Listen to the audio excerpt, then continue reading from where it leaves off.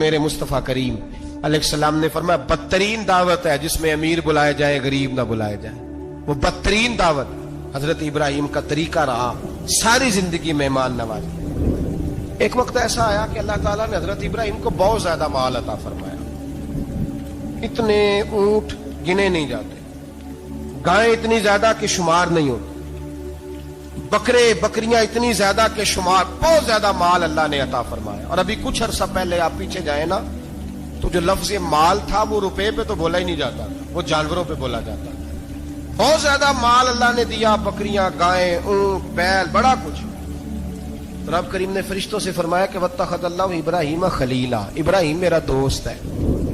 تو فرشتے کہنے لگے یا اللہ جسے اتنا کچھ دیا جائے اس نے دوست تو بننا ہی ہوتا ہے، تو نوازا ہی پڑا ہے، اتنا مال، اتنے کھیت کھلیان، اتنا کچھ. اللہ کریم نے فرمایا جاؤ آزمائش کر لو، امتحان لے لو. فرشتہ امتحان لینے پہنچ گیا. حضرت ابراہیم کے جانور چر رہے ہیں چراگاہ میں، حضرت ابراہیم بھی ہیں، غلام بھی ہیں، بہت بڑا ریوڑ ہے. آپ تشریف فرمائیں. ایک فرشتہ آیا تو کھیت میں چھپ کے بیٹھ گیا اور بلند آواز سے کہنے لگا سبحان اللہ والحمد للہ ولا الہ الا اللہ واللہ. یہ تسبیح بڑی پسند ہے، محبوب نے ان کی فضیلت بیان کی. اب وہ حضرت سیدنا ابراہیم علیہ السلام کھڑے تھے تو وہ کھیت میں بیٹھ کے تسبیح پڑھنے لگا سبحان اللہ والحمد للہ ولا الہ الا اللہ. حضرت ابراہیم کہنے لگے یہ میرے رب کا نام کون لے رہا ہے؟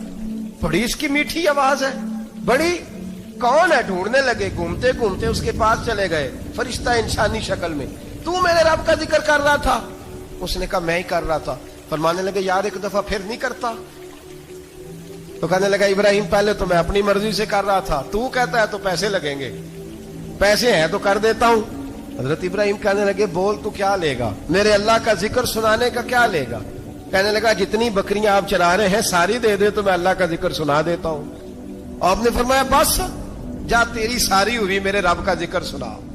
اور پھر شروع ہو گیا سبحان اللہ الحمد للہ ولا الہ الا اللہ واللہ اکبر. حضرت ابراہیم علیہ السلام کیف میں یار پھر ذرا سنا، نہ علما وچ پھسا سانو، تو یار دی گل سنا سانو، ذرا دوبارہ سنا. میں پھر سنایا، ایک دفعہ پھر کہا. فرشتہ کہنے لگا بس جی آپ کے پیسے پورے ہو گئے. حضرت ابراہیم کہنے لگے چل ایک دفعہ اور سنا. کہنے لگا پیسے لگیں گے. تو کیا لے گا؟ کہنے لگا گائیں بھینسیں ساری میری. فرمایا بس یار اتنی قیمت، تو سنا صحیح، سارا کچھ ہی تیرا. پھر شروع ہو گیا سبحان اللہ والحمد للہ ولا الہ الا اللہ واللہ اکبر. گائیں دے دی، بھینسیں دے دی، وہ ذکر سناتا ہے. حضرت ابراہیم کبھی مچلتے ہیں، کبھی روتے ہیں، کبھی آہیں پڑھتے ہیں. تو میرے رب کا نام لے رہا ہے، ذرا پھر سے لے. کیف جاری ہے. کہنے لگا بس بھائی. حضرت ابراہیم فرمانے لگے تو اور لے لے جو لینا ہے، مجھے ذکر سنا. اس نے کہا ابراہیم بکریاں میں لے چکا، گائے بھینسیں میں لے چکا، اونٹ رہ گئے، سارے لے لوں گا پھر ذکر سناؤں گا. فرمایا جا تیرا ہوا تو ذکر سناتا رہ، میں دیتا ہوں. دے دیا. کچھ دیر ذکر کیا تو اب خاموش ہو گیا. حضرت ابراہیم خلیل اللہ علیہ السلام فرمانے لگے ذکر سنا.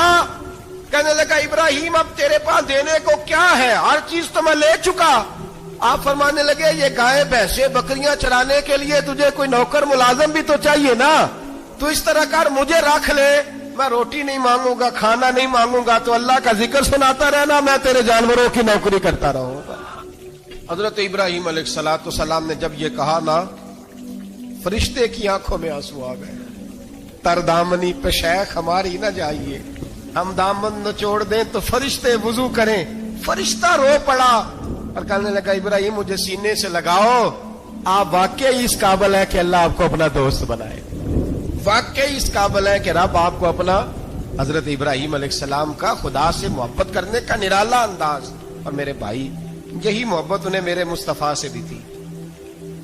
ایک نبی گھر بنا رہا ہے، دوسرا بنوا رہا ہے. حضرت اسماعیل علیہ السلام پتھر اٹھا کے لا رہے ہیں، جناب ابراہیم بنا رہے ہیں. جب خانہ کعبہ بن گیا تو کہنے لگے ربنا وابعث فیہم رسولا، اے اللہ اب اسے بسانے کے لیے اپنا آخری رسول بھی عطا فرما. نبی پاک فرماتے ہیں میں دعا ہوں حضرت ابراہیم کی. اور حضرت ابراہیم سے رب کریم نے فرمایا چل ابراہیم کوئی چیز دے. تو کہا یا اللہ تینوں ہی تیرے نام پہ قربان کرتا ہوں، تیری ہوئی ساری، ہر شے تیری. حضرت ابراہیم نے دین کے لیے، آپ شہر بابل کے قریب پیدا ہوئے تھے، وہاں سے مصر آئے، مصر سے فلسطین آئے، اور فلسطین سے آ کر کے کعبہ آباد فرمایا۔ زندگی سفروں میں گزری۔ سفر ایک تکلیف والی چیز ہے، پر حضرت ابراہیم نے وطن چھوڑ دیا، گھر چھوڑ دیا۔ جان بڑی عزیز ہوتی ہے، تو حضرت ابراہیم نے جب دین کے لیے نکلے تو جد و جہد کی، گھر کے اندر بھی گھر کے باہر بھی۔ آپ کے والد کا نام طارق ہے، وہ توحید پرست تھے، ایماندار تھے، پرہیزگار تھے۔ آپ کے چچا کا نام آزر ہے، وہ بت پرست تھے، بت بیچا کرتے تھے۔ حضرت سیدنا ابراہیم علیہ السلام جب میدان عمل میں نکلے تو حضرت ابراہیم علیہ السلام نے اپنے گھر سے جہاد شروع کیا۔ لڑنا پڑا، گھر کے اصولوں سے، چچا نے جو رواج بنائے ہوئے تھے اس رواج سے ٹکرائے۔ فرمایا میں اپنے گھر کے اندر یہ بت پرستی نہیں ہونے دیں گا۔ چچا کو ایک دفعہ نہیں، بار بار 100 دفعہ سمجھایا۔ آپ کا چچا بت بنا کے بیچا کرتا تھا۔ حضرت ابراہیم علیہ السلام تھوڑے بڑے ہوئے تو کہنے لگا کہ چلو میرے ساتھ، تم بھی بت بیچنے ہیں، ہمارا کاروبار ہے۔ حضرت ابراہیم ساتھ نکلے تو بت پکڑا ہے، گندے پانی کے اندر اس بت کو ڈبوتے ہیں، کہتے ہیں کسی نے خریدنا ہے تو خرید لو، نہ یہ نفع دے سکتا ہے نہ نقصان دے سکتا ہے، جو اپنا آپ نہیں بچا سکتا تمہیں کیا بچائے گا، خریدنا ہے تو خرید لو۔ چچا کہنے لگا تو کاروبار چمکا رہا ہے کہ تباہ کر رہا ہے۔ گھر میں بڑے معاملات خراب ہوئے، جھگڑے ہوئے، لیکن حضرت ابراہیم علیہ السلام ایک منٹ کے لیے بھی اپنے گھر کے اندر بھی کمپرومائز کرنے کو تیار۔ یہ تھوڑا مشکل میں نے پہلو چھیڑ دیا ہے، یہ تھوڑا مشکل پہلو چھیڑ دیا ہے۔ تھوڑا سمجھدار آدمی ہے پر بیوی سے پردہ نہیں کرا سکتا، سیانا ہے، پنچایت کا بندہ ہے، جو اس سے آپ کہیں گے وہ بات یہ سنائے گا، لیکن کہتا ہے نہیں جی میں نے کوشش کر لی ہے۔ اس قسم کی کوشش ہے صاحب، یہ کیسے ہو گیا؟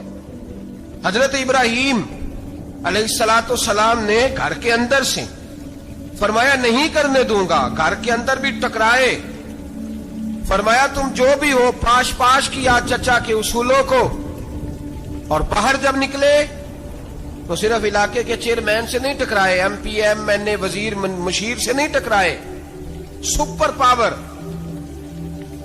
نمرود دنیا کا واحد حکمران تھا اس وقت، دوسرا کوئی حکمران ہی نہیں تھا،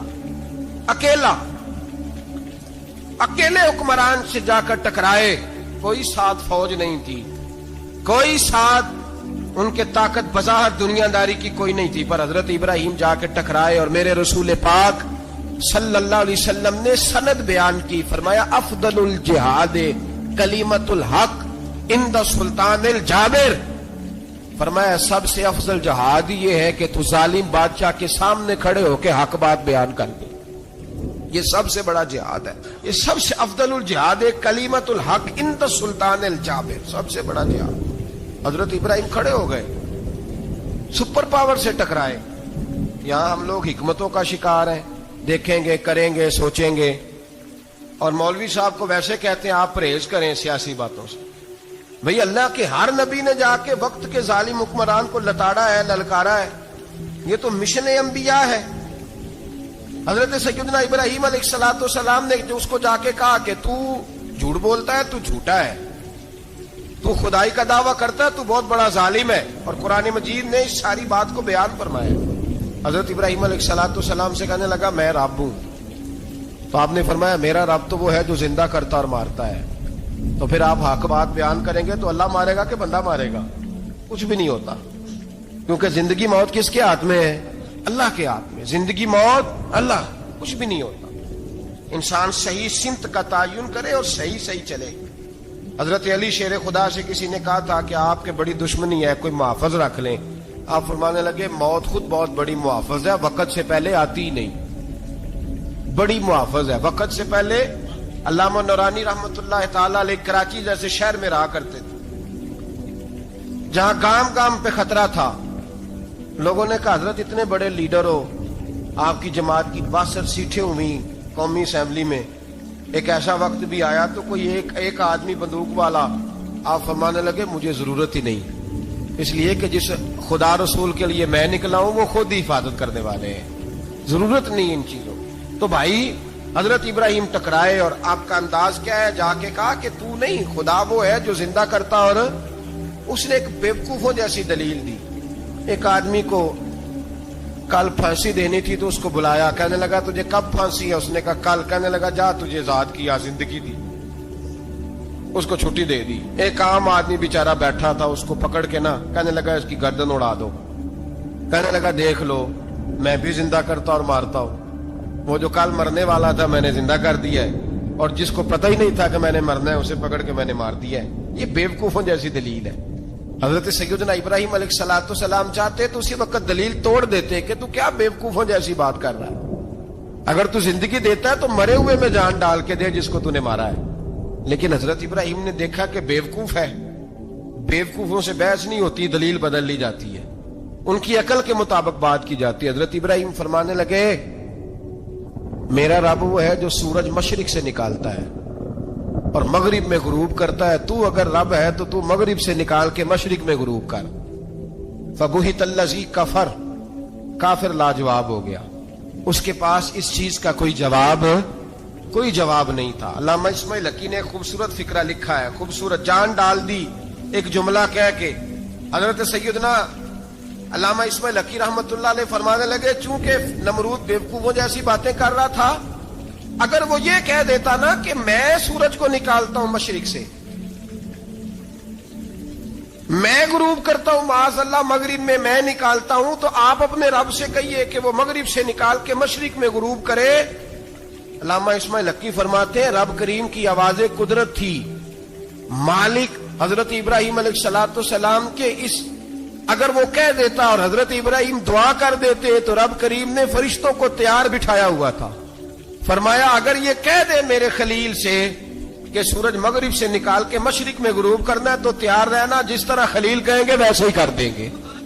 واتخذ اللہ ابراہیم خلیلا, ابراہیم ہمارا دوست جو ہوا, جیسے کہے گا ویسے کر دیں گے. حضرت سیدنا ابراہیم علیہ السلام کی باتوں کا جب جواب نہ دے سکا, دلیل نہیں بندہ دیتا, پھر لڑائی کرتا ہے, پھر جھوٹے موٹے اعتراض کرتا ہے.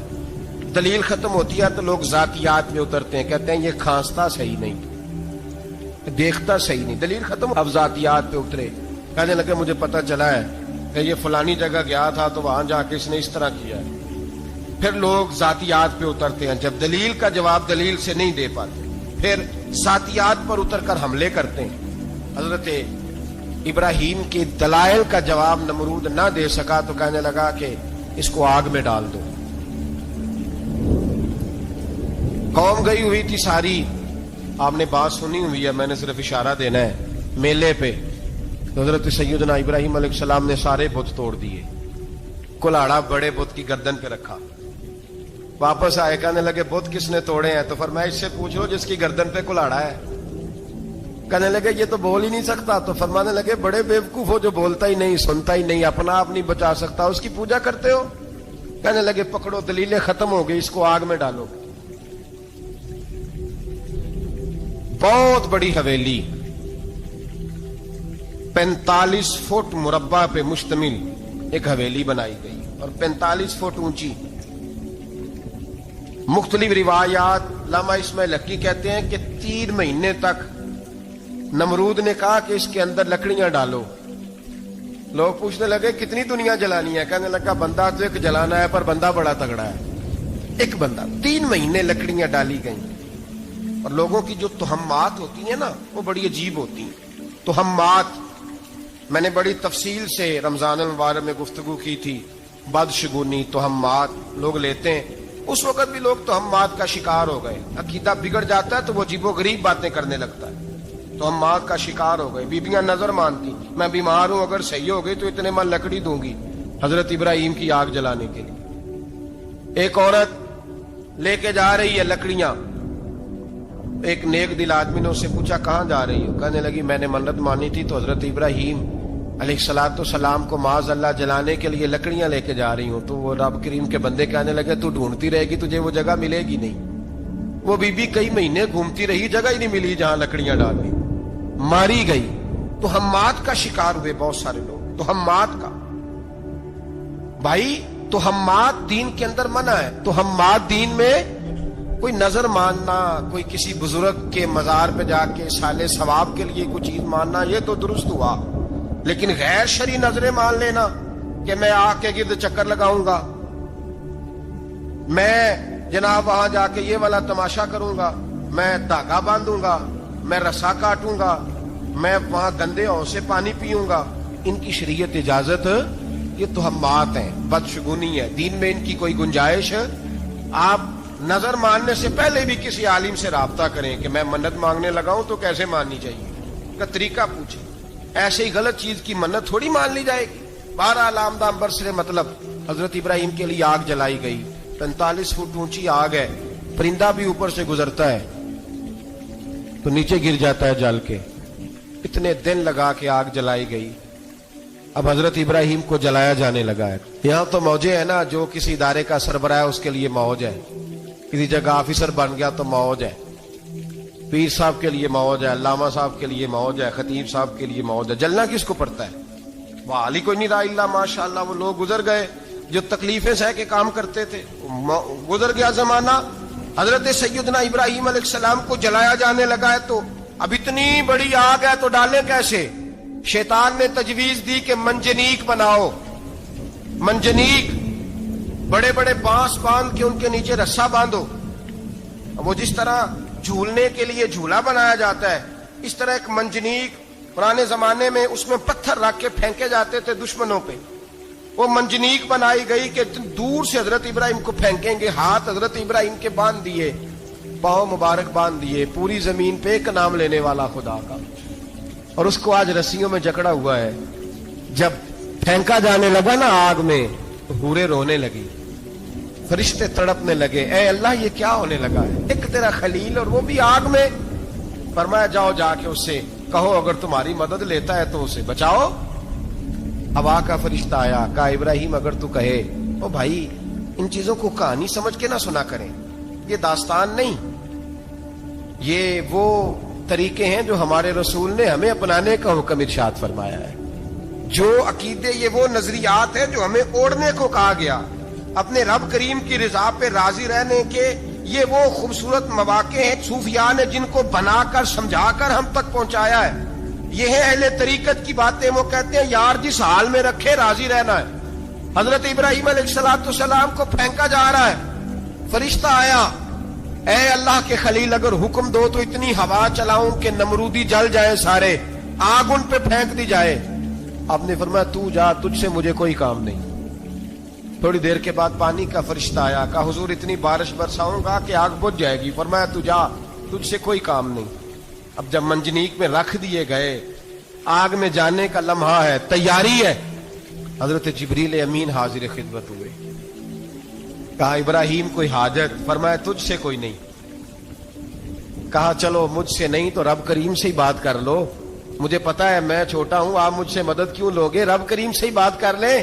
تو حضرت ابراہیم کہنے لگے جبریل یہ بتا، رب کو نہیں پتا اس کا خلیل کس حال میں ہے، اسے نہیں پتا میں کس حال میں ہوں، میرے ہاتھ بندھے ہیں، پیر بندھے ہیں آگ میں، اسے نہیں پتا، بتایا تو اسے جاتا ہے جس سے خبر نہ ہو۔ تو اگر اسے پتا ہے، اگر وہ جلانے پہ راضی ہے تو میں بھی جلنے کو تیار ہوں، میں تیار ہوں، میں تیار ہوں، اسے کہو ٹھیک ہے۔ حضرت سیدنا ابراہیم علیہ السلام کو منجنیق میں ڈال کے جو پھینکا آگ میں، یا نار کونی بردم و سلاما علی ابراہیم، اللہ نے فرمایا اے آگ میرے ابراہیم پہ ٹھنڈی بھی ہو جا اور سلامتی والی بھی ہو جا۔ حضرت ابراہیم کو دو فرشتوں نے بٹھا دیا زمین پہ، پھول کھلے ہیں، کونپلیں مہک رہی ہیں، کلیاں خوشبو دے رہی ہیں، حضرت ابراہیم نے سر سجدے میں رکھ دیا، سبحان اللہ والحمد للہ ولا الہ الا اللہ واللہ اکبر۔ حضرت ابراہیم اللہ کی تسبیح پڑھنے لگے، رب کریم کا شکر بجا لانے لگے، نکلے وہاں سے، کچھ دن گزر گئے، نکلے، حکم ہو گیا ابراہیم علاقہ چھوڑ دو۔ حضرت ابراہیم علیہ السلام وہاں سے نکل کے مصر آئے، چچا کے پاس ٹھہرے، انہوں نے اپنی بیٹی جناب سارہ کا نکاح کر دیا۔ کچھ آگے بڑھے تو ایک ظالم بادشاہ سے ٹکرائے، اس نے ایک شہزادی، ایک بادشاہ کی بیٹی قید کی ہوئی تھی، جناب ہاجرہ نام تھا، ان کو قید سے چھڑا کے ساتھ لائے، حضرت لوط علیہ السلام بھی ساتھ، یہ 4 لوگوں کا قافلہ چلا، فلسطین میں جا کے پڑاؤ ڈالا، گھر بار چھوڑا، تبلیغ شروع ہوئی۔ حضرت ابراہیم کے گھر میں 2 خواتین ہیں، ایک آپ کی بیوی ہیں، ایک حضرت ہاجرہ ہے، اولاد کوئی نہیں۔ बड़ा मेवा है मीठा। घर वही आबाद होता है जिसमें बच्चे रोते हैं। घर होता ही वो है जिसमें बच्चों की चंचनाहट होती है, भिन बनाहट होती है। हजरत इब्राहिम ने एक बच्चा रोते हुए देखा तो आंखों में आंसू आए, कहने लगे रब्बी हबली मिनस सालिहीन, या अल्लाह मुझे भी नेक औलाद अता कर दे। हजरत सारा ने सुन लिया, कहने लगी इब्राहिम शायद मेरे बतन से तो आपको नसीब नहीं, हाजरा से निकाह कर लो। नाबे हाजरा से निकाह हुआ। अल्लाह तो बड़ा बेनियाज है। रब करीम ने हजरत इस्माइल जैसा खूबसूरत बेटा अता फरमाया। बेटा काला स्याह भी हो तो सीने की ठंडक होता है, पर यह तो वो बेटा है जिसकी पेशानी में नूरे मुहम्मदी चमकता है सल्लल्लाहु अलैहि वसल्लम। हजरत सैयदना इस्माइल इतने खूबसूरत। अब जिस बीवी के यहाँ बेटा था, बैठना उठना भी ज्यादा उसके पास, आना जाना भी उसके पास, तवज्जो उधर हो गई। जनाबे सारा रश्क करने लगी। एक दिन कहने लगी इसे छोड़ आ जंगल में, बांध दिए गैर जीजर मक्के के पास। भाई एक बेटा आलमे दीन बना लो। कहने लगा रोटी कहां से खाएगा? तेरे 5 बेटे हैं, को हाफिज़े कुरान बना, कहते रोटी कहां से खाएगा? वो बच्चा भी कहता है मैं कहां से खाऊंगा। हजरत इब्राहिम अलैहिस्सलाम तो चंद महीने का बच्चा छोड़ आए, तो कहां से रोटी खाई हजरत इस्माइल ने? कहां से खाई उनकी अम्मा ने रोटी? भूखे मर जाते हैं ये सारे। मैं बड़ी जिम्मेदारी से कहा करता हूं कि जितनी खूबसूरत रोटी अल्लाह करीम दीन के खादिमों को अता करता है शायद किसी और के नसीब होती हो, लेकिन हम लोग तवज्जो ही नहीं कर रहे। हमारा शौक ही नहीं बन रहा, हम ये मेहनत ही नहीं कर रहे कि कौम को मुस्तनद उलमा की जरूरत है। इलाकों के इलाके खाली हैं, इधर हमारा मिजाज ही नहीं बन रहा, तवज्जो ही नहीं दीन की खातिर। और फिर चले बच्चे तो बात की बात है ना, जो अभी खुद जवान है वो भी तो ये दुआ। एक साहब मुझे कहने लगे मैं दुआ मांग रहा हूं अल्लाह मुझे बेटा दे तो मैं उसे दीन पे लगाऊंगा। तो मैंने कहा आप भी बूढ़े नहीं हुए, आप खुद ही लग जाए। बेटा तो अभी आएगा तो लगेगा ना, तो आप तो इस वक्त है तो आप तो पहले लगे ना साहब। 2 घंटे तो निकाल के आए, दीन सीखने को काफी है। आप इतनी लंबी सोच रहे हैं कि बच्चा आएगा तो बड़ा होगा तो वो जाएगा तो देखी जाएगी। अभी तो आप हैं तो आप तो आओ। हजरत इब्राहिम ने बच्चा वहां छोड़ा। यहां से जो उम्रा करने लोग जाते हैं ना, जो हज करने जाते हैं, उनको पता है कि वहां दुनिया की हर नेमत मिलती है, फिर भी डबल ट्रिपल पैसे लोग जेबों में डाल के जाते हैं। हजरत इब्राहिम जब वहां लेके गए तो कोई इंसान नहीं था, पानी का कतरा नहीं था। 2 किलो खजूरें, एक मशीज़ा, बीवी को थमाया। हमारे घर में हजारों चीजें पड़ी हैं, लेकिन वो जो तवक्कुल है ना वो खत्म हो गया है। अल्लाह देगा, हलाल हलाल पे कनात करे, जायज जायज पे भरोसा करे, रब करीम अता करने वाला है, वो मिजाज खत्म हो गया। हजरत सैयदना इब्राहिम अलैहिस्सलाम 2 किलो खजूरें, एक मिशकीजा पानी का दे करके और वहां बिठाया आपने अपने बच्चे को और अपनी ज़ौजा जनाबे हाजरा को, और बिठा करके ये वापस पलटने लगे तो हजरत हाजरा सलामुल्लाह अलैहा ने आवाज दी, का इब्राहिम किसके सहारे पे छोड़ के जा रहे हैं? जहां आबे जमजम का कुआं है ना, जो लोग गए हैं इन्होंने सफा मरवा की सही की है, सफा मरवा से बाहर निकले ना, सरकार की विलादत का मकाम है, उस जगह पे आबे जमजम का कुआं था। वहां हजरत सैयदना हाजरा को बिठाया। कोई चीज नहीं, कोई दरख्त नहीं, कोई खेत नहीं, कोई पानी नहीं, कोई कुआं नहीं, वहां बिठाया और बिठा करके निकलने लगे तो जनाबे हाजरा फरमाने लगी इब्राहिम किसके सहारे पे छोड़ के जा रहे हो? कहने लगे अल्लाह के सहारे पे। तो पाकबाज बीबी ने एक लफ्ज पूछा, कहा इब्राहिम ये मेरे रब का हुक्म है? ये मेरे बस जिनका अकीदा तौहीद मजबूत हो उनके लिए एक जुमला काफी होता है, ये मेरे अल्लाह का हुक्म है? तो जनाब इब्राहिम अलैहिस्सलाम फरमाने लगे हाजरा हाँ रब का हुक्म है। जब ये लफ्ज कहे तो चाहिए था ना हजरत इब्राहिम तसल्ली देते, तो बीबी साहबा तसल्ली देने लगी, अर्ज करने लगी इब्राहिम अगर अल्लाह का हुक्म है तो फिर आप हमारी फिक्र ना करना। अगर ये रब का हुक्म है तो फिर हमारी फिक्र ना करना। जिस रब ने हमें यहां तक पहुंचाया है वो हमें कभी भी जाया नहीं फरमाएगा, फिर फिक्र ना करना। हजरत इब्राहिम आ गए। बात आपने सुनी हुई है, इशारा करना मकसूद है। 13 साल में चले मान भी लिया जाए बाज रिवायात की रोशनी में कि आते जाते भी रहे, लेकिन मुकम्मल देखभाल अपने बच्चे की परवरिश में पूरा हजरत इब्राहिम अलैहिस्सलाम का किरदार, सारा किरदार मां का था। मैं जब खवातीन के बारे में कोई बात करता हूं तो मैं आपको अक्सर कहता हूं कि ये सिर्फ बीवी के लिए हुक्म नहीं होता, ये ट्रेनिंग बेटी को देनी है और बहन को देनी है। یہ تربیت کریں اپنے گھر میں. میں تجربے کی روشنی میں یہ بات عرض کیا کرتا ہوں کہ بھائی بچے باپ کے فرما بردار اس وقت ہوتے ہیں جب اماں انہیں باپ کا فرما بردار کرتے ہیں، اور بچے باپ کے نافرمان بھی تب ہوتے ہیں جب اماں انہیں باپ کا. میں نے اپنے کانوں سے سنا ایک دفعہ ایک بچہ اپنے باپ سے کہہ رہا ہے آپ نے تو ساری زندگی باہر گزار دی، پیسے کمانا کون سا مشکل کام ہے، دکھ سکھ تو سارے اماں نے برداشت کیے، سکولوں میں وہ جاتی تھی، فلانا کام وہ کرتی تھی، فلانا کام. اب یہ سوچ اس کی ذاتی تو نہیں، یہ اس کو دی گئی ہے. اور اگر اس کو یہ سوچ دے دی جائے کہ اماں کہے کہ میں تو اپنوں میں رہی ساری زندگی، میں نے تو اپنوں میں وقت گزارا، اور تیرا باپ تو کئی دفعہ جنازے بھی نہیں پڑھ سکا، نے تو ماں باپ ایسے دفن کر دیے، وہ اگر یہ سوچ فراہم کرے تو پھر بچہ باپ کا فرما بردار ہوتا ہے. اور یہ والی روایتیں ہم بیوی کو سناتے ہیں، حالانکہ کس کو سنانی چاہیے؟ بولیے. بہن اور بیٹی کو. بہن اور بیٹی کو سنائیں یہ باتیں، ان کو سمجھائیں تاکہ آگے جا کے وہ جو گھر ترتیب دیں وہ گھر بڑا عمدہ اور نکھرا ہوا ہو. حضرت سیدنا ابراہیم 13 سال کے بعد آئے، چونکہ گھر میں اللہ تبارک و تعالیٰ کی دوستی کا چرچا تھا، اللہ تبارک و تعالیٰ کی محبوبیت کا غلبہ تھا. 13 سال کے بعد فلما بالغ معہ سعیا، بیٹا جب اتنا بڑا ہوا کہ ساتھ چلنے لگا، تو حضرت ابراہیم نے اپنے بیٹے کو بلا کے کہا بیٹا مجھے خواب آئی ہے، میں تجھے ذبح کر رہا ہوں، تیری کیا رضا ہے؟ حضرت اسماعیل کہنے لگے یا ابت افعل ما تؤمر، ابا جی اللہ جیسے حکم دیتا ہے میرے ساتھ ویسے ہی کریں، جیسے اللہ حکم دیتا ہے ویسے ہی، بولیے ویسے ہی کریں. حضرت حاجرہ کو کہا کہ ایک دوست نے دعوت کی ہے تو وہاں جا رہے ہیں. بی بی مطمئن ہے، تفصیلات کی ضرورت نہیں، ختم بات، اعتبار ہے، مطمئن ہو گئی. شیطان پیچھے سے آیا اماں کے پاس. ذرا تھوڑی دیر کے لیے تصور جمائیے، یہاں تو پڑوسن آ کے کوئی بات بتا دیتی ہے خاوند کے بارے میں تو کئی مہینے جھگڑا جاری رہتا ہے، پڑوسن محلے دار. شیطان نے آ کے بتایا لفظ کیا ہے؟ کہا حضرہ تمہیں پتا ہے کہاں جا رہے ہیں؟ کہا دوست کی دعوت میں. تو کہنے لگے دوست کون ہے؟ رب کریم. اور ابراہیم کا خیال ہے کہ اس رب نے مجھے حکم دیا ہے کہ میں ذبح کروں.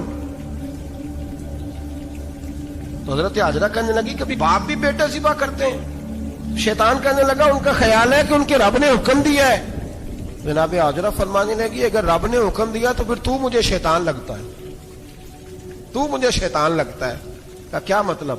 فرمانے لگی اگر رب کریم کا حکم ہے تو میرے پاس ایک اسماعیل ہے، اگر 1000 بھی ہوتے میں سارے اللہ کے راستے میں پیش کر دے دیتی. مالک کا ہی تو ہے سارا کچھ، اسی کا ہے، اس میں لیت اللہ کی کیا گنجائش؟ حضرت سیدنا ابراہیم علیہ الصلوۃ والسلام نے بیٹے کے حلق پہ چھری رکھ بھی دی اور چھری چلا بھی دی، رکھ بھی دی، اور وہ تو اللہ کریم نے فرمایا یا ابراہیم قد صدقت الرؤیا، ابراہیم تو نے خواب سچا کر دکھایا، وہ قیامت تک تیرا نام رہے گا. حضرت ابراہیم نے وطن بھی دیا، جان بھی دی، بیٹا بھی. اللہ کریم نے دمبے دیے، فرمایا یہ فدیہ ہے. اب یہ قربانی قیامت تک حضرت ابراہیم کے طریقے کے مطابق جاری ہے. حضرت ابراہیم بہت بڑے مہمان نواز تھے، بہت بڑے. آپ جب مصر میں قیام تھا تو بڑے بڑے لمبے چوڑے لنگر پکتے تھے، لوگ آیا جایا کرتے تھے، بڑا تفصیل کے ساتھ کھانا ہوتا تھا. مہمان نوازی آپ کی خاص صفت مبارکہ ہے. ہمارے ہاں بھی مہمان نوازی ہوتی ہے امیروں کی، بلکہ اب تو مہمان نوازی اس طرح کی ہے کہ کل تیری میرے پاس دعوت ہے اور پرسوں میری تیرے پاس ہے.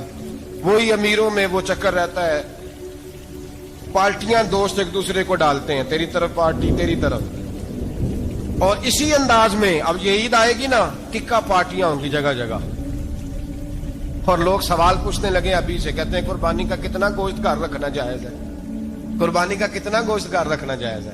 سارا ہی جی ہاں، اس لیے فریزر لے لے، فریج سے نہیں کام چلے گا. سارا ہی جہاز گھر رکھنا سارا ہی جائز ہے، رکھ لیں. او خدا کے بندے، قربانی وہ بندہ دیتا ہے جو سارا سال ہی گوشت کھاتا ہے. صحیح کہہ رہا ہوں؟ قربانی صاحب نصاب، صاحب استطاعت بندہ دیتا ہے نا، تو وہ سارا سال ہی گوشت، تو سارا گھر میں رکھنا بھی جائز ہے، لیکن سارا دے دینا بھی. تو جو آ رہی ہے اس پہ کیوں توجہ کرتے ہو؟ جو دوسرا جائز ہے اس پہ کیوں نہیں عمل کرتے؟ سارا تقسیم کر دیں، بات ختم ہوئی. یقین کریں محرم میں جا کے دوست ٹیلی فون کر کے سوال پوچھتے ہیں, کہتے ہیں صاحب سنا ہے قربانی کا گوشت محرم میں کھانا جائز نہیں. میں کہ نہیں, ربیع الاول چ بھی جائز جے, رجب رمضان تک کھاؤ, کوئی بندہ نہیں منع کرتا, اس لیے کہ کسی کو دینا تو پسند ہی نہیں. یا پھر اس میں سے جو خاص خاص چیزیں ہیں وہ اپنی فریج میں, اور باقی جو ہے وہ دوسروں کے لیے. یہ کیا طریقہ ہے ہمارا, اور اسی پہ عمل ہے. اللہ تبارک و تعالی ہمیں سمجھنے کی توفیق عطا فرمائے. یہ قربانی حضرت ابراہیم کا طریقہ ہے. حضور نے اگرچہ نبی پاک کی اپنی سنت تھی, یہ بھی کہہ سکتے تھے سنتی و سنت ابیکم ابراہیم, میری سنت ہے اور تمہارے باپ ابراہیم کی سنت ہے. یہ نہیں فرمایا. جب صحابہ نے کہا قربانی کیا ہے, فرمایا سنت ابیکم ابراہیم, یہ تمہارے باپ ابراہیم کی سنت ہے. ہر صاحب نصاب پر قربانی واجب ہے. جو زکوٰۃ کا نصاب رکھتا ہو اس پر قربانی واجب ہے. یعنی ضروریات سے زیادہ اتنے پیسے, جتنے پیسوں سے زکوٰۃ فرض ہوتی ہے, اتنے پیسے جس آدمی کے پاس قربانی سے پہلے پہلے آ جائیں اس آدمی پر قربانی کرنا واجب ہے. بکرا, چھترا, دمبا 1 سال کا, یا دمبا 6 مہینے کا ہو پر اتنا بڑا محسوس ہوتا ہو کہ لگے 1 سال کا ہے, اس کی قربانی ہو سکتی ہے. جانور میں کوئی عیب نہیں ہونا چاہیے, اتنا کمزور نہ ہو کہ ذبح جہاں اسے کرنا ہے وہاں وہ چل کے جا نہ سکے, اتنا کمزور جانور نہ ہو. اس کے اندر بظاہر کوئی اتنا بڑا نقص نہ پایا جاتا ہو, کانا نہ ہو, لنگڑا نہ ہو, کوئی اس کی ہاتھ نہ کٹے ہوئے ہو, ایسا نقص جو واضح ہو. بکرا 1 سال کا, گائیں اور بھینس یہ 2 سال کی, اونٹ 5 سال کا. اب اس میں یہ ہے کہ ہمارے بہت سارے دوست, چونکہ ہم دیہاتی لوگ ہیں, تو پوچھتے ہیں کہ دوندا نہیں ہے تو چوگا نہیں ہے. تو یہ ہماری پنجابی کی اصطلاحات ہیں, پنجابی کی. شریعت اسلامیہ نے سال بتائے, یہ تو ہم نے اپنی آسانی کے لیے, یا دیہاتوں میں جو ماحول تھا اس طرح کا جانور لیں, خوبصورت جانور لیں. جو نصاب ہے وہ بھی میں نے آپ کو بتایا. لیکن ایک اور پہلو بھی ہے, نبی پاک صلی اللہ علیہ وسلم پہ زکوٰۃ کبھی فرض نہیں ہوئی, کبھی حضور پہ زکوٰۃ فرض نہیں ہوئی. نبی پاک صلی اللہ علیہ وسلم کے پاس اتنا سرمایہ کبھی اکٹھا ہوا ہی نہیں کہ زکوٰۃ فرض ہو. لیکن نبی پاک کے صحابہ فرماتے ہیں کہ مدینے کے 10 سالوں میں اللہ کے رسول نے ہر سال قربانی فرمائی ہے, ہر سال قربانی دی. اور جس سال حضور حج کرنے گئے اس سال اللہ کے نبی نے 63 اونٹ ذبح فرمائے. اور حضور صلی اللہ علیہ وسلم جب اونٹ ذبح کرنے لگتے نا تو صحابہ کہتے ہیں اونٹ خود دوڑ کے حضور کے سامنے آ کے لیٹ جاتا, اور نبی پاک اسے ذبح کرتے اور فرماتے ہیں ایک دوسرے کو دھکے دیتے اونٹ کے, پہلے میں نے جانا ہے ذبح ہونے کے لیے, پہلے میں نے, انہیں پتا تھا کہ جو مصطفیٰ کے ہاتھوں ذبح ہوگا وہ تو دائمی زندگی پا جائے گا, یہاں بھی وہاں بھی زندہ. 63 اونٹ ذبح کیے. ایک اونٹ میں کتنی قربانیاں ہوتی ہیں؟ 7. اب 63 کو 7 سے ضرب دو گے تو کتنی بنے گی؟ اور پھر نبی پاک صلی اللہ علیہ وسلم نے 10 سال مدینہ منورہ میں قربانی دی, ہر سال. اب وہ 63 اونٹ, ایک اونٹ میں 7 قربانیاں, ہر سال یہاں قربانی. اور مولا علی شیر خدا فرماتے ہیں نبی پاک 2 قربانیاں دیتے. میں نے کہا حضور 2 جانور ذبح کر رہے ہیں آپ, تو حضور نے فرمایا ایک میری طرف سے, ایک میری امت کی طرف سے, غریبوں کی طرف سے. اور حضرت علی کو حضور نے وصیت فرمائی تو 2 دیا کرے گا. یا رسول اللہ صلی اللہ علیہ وسلم میں غلام ہوں, خادم ہوں. حضور نے فرمایا علی ایک تو نے اپنی دینی ہے, ایک میری طرف سے دینی ہے. 2 قربانیاں. مولا علی نے بھی ساری زندگی 2 قربانیاں دی. حضرت علی بھی مال کے نصاب نہیں تھے, اپنا مکان ہی نہیں تھا, کوئی کاروبار نہیں تھا, کئی دن فاقے رہتے تھے, پر قربانیاں کتنی دیتے تھے؟ 2. ہمارے پاس ویسے اگر سسرال میں, میکے میں, کزنوں میں کچھ شادی ہو جائے تو 50-60 ہزار کا خرچہ برابر ہے, وہ پکا ہے. اور قربانی کی باری غریب ہو گئے, سارے غریب ہو گئے. کہتے نہیں یہاں مشکل ہے. اور خدا کے بندے اللہ کے ساتھ تجارت کر, اس کے رستے میں 1 دے گا, رب تجھے 70 گنا اضافہ کے ساتھ عطا فرمائے گا. قربانی مال کے نصاب پہ ہے. کوشش کیا کریں کہ اللہ کے رستے میں جب دینا ہو پھر لیت اللہ سے بچیں, خوبصورت جانور لائیں. جن کو اللہ نے توفیق دی ہے ان کے لیے نصیحت ہے, جن کو اللہ نے توفیق دی. میں نے اپنے حضرت صاحب کو دیکھا ہے, وہ کہتے تھے کئی جانور اللہ نے بڑا نوازا ہے. کہتے ایک میرا ہے, ایک میرے ماں کا, ایک میرے باپ کا ہے, ایک میرے فلاں استاد صاحب کا, ایک میرے پیر صاحب کا ہے. یہ جانور غوث اعظم جیلانی کا نام کا دے رہا ہوں. اور پھر ایک بڑا خوبصورت جانور بندہ ہوتا اور حضرت خود ان کو چارہ ڈال رہے ہوتے. تو حضور یہ کیا ہے؟ فرمانے لگے یہ میں رسول اللہ کے نام پہ قربان کروں. یہ نبی پاک کے نام پر قربان کیا جائے گا. جن کو اللہ نے حیثیت دی ہے وہ کوشش کریں اپنے محبوب کی طرف سے بھی قربانی کریں. نبی پاک کے نام کی قربانی دے, خوبصورت سا جانور پیارا, پھر اس کی خدمت ہو, پھر اس کی قربانی دی جائے, اور نبی پاک کے نام پر قربانی دی جائے. حضور نے خود وصیت فرمائی حضرت ابو بکر صدیق کو, قربانی بڑا حسین عمل ہے. اور میرے نبی پاک صلی اللہ علیہ وسلم نے ناراضگی بھی فرمائی, ذرا خوگر حمد سے تھوڑا سا گلا بھی سن لے. میرے حبیب نے فرمایا جو طاقت کے باوجود قربانی نہ کرے وہ ہماری عیدگاہ میں عید کی نماز پڑھنے نہ آئے, وہ نہ آئے. اور یا رسول اللہ جو کرے گا, فرمایا قربانی کے جانور کا خون کا قطرہ بعد میں زمین پہ گرے گا, اللہ اس کے سارے گناہ پہلے معاف فرما دے گا, اللہ اس کے سارے گناہوں کو بخشے گا.